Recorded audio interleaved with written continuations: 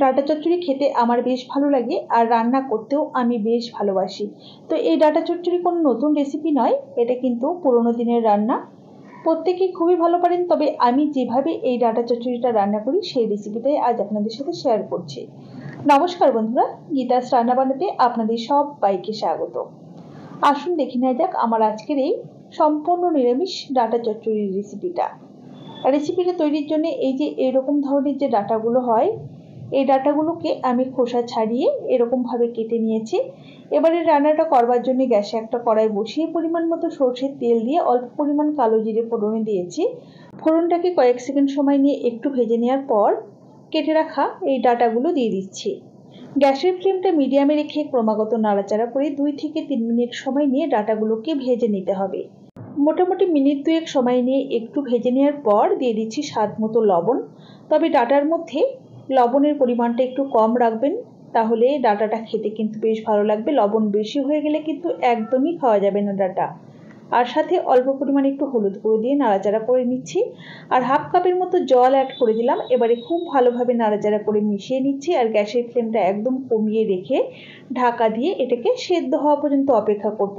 এদিকে ডাঁটাটা সেদ্ধ হতে হতে অপরদিকে শিলের মধ্যে হাফ চা চামচ পরিমাণ গোটা জিরে, 1 চা চামচ কালো সর্ষে আর 1 চা চামচ পোস্তদানা নাও দিতে পারেন, চাইলে সর্ষে দিয়েও করতে পারেন শুধু।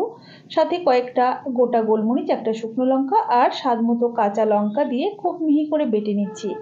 আপনারা চাইলে কিন্তু অবশ্যই মিক্সিতেও বেটে নিতে পারেন, তবে শিলে বাটা মশলার স্বাদ কিন্তু সত্যিই অসাধারণ হয়।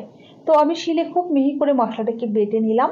এই মশলাটা দিয়ে অবশ্যই একবার আপনারা ডাঁটা চচ্চড়ি বানিয়ে খেয়ে দেখবেন, খেতে কিন্তু অসাধারণ হয়। দেখুন মোটামুটি এদিকে 7-8 মিনিট হয়ে গেছে, ডাঁটার জলটা শুকিয়ে গেছে, আর মাঝে কিন্তু আমি 2-1 বার ঢাকা খুলে নাড়িয়েও দিয়েছিলাম। এখন বেটে রাখা মশলাটা দিয়ে দিলাম, সাথে অল্প পরিমাণে একটু জল দিয়ে নাড়াচাড়া করে 2 থেকে 3 মিনিট সময় নিয়ে কষিয়ে নিতে হবে। যেহেতু এর মধ্যে জিরে রয়েছে, লঙ্কা রয়েছে, এগুলোকে একটু কষিয়ে না নিলে কিন্তু ভালো লাগবে না। 2-3 মিনিট কষিয়ে নেওয়ার পর 1 চা চামচ ভর্তি করে আমি চিনি দিলাম। ডাঁটা চচ্চড়ি একটু মিষ্টি মিষ্টি হলেই কিন্তু খেতে বেশি ভালো হয়, তবে আপনারা চিনিটাকে বাড়িয়ে বা কমিয়ে ব্যবহার করতে পারেন।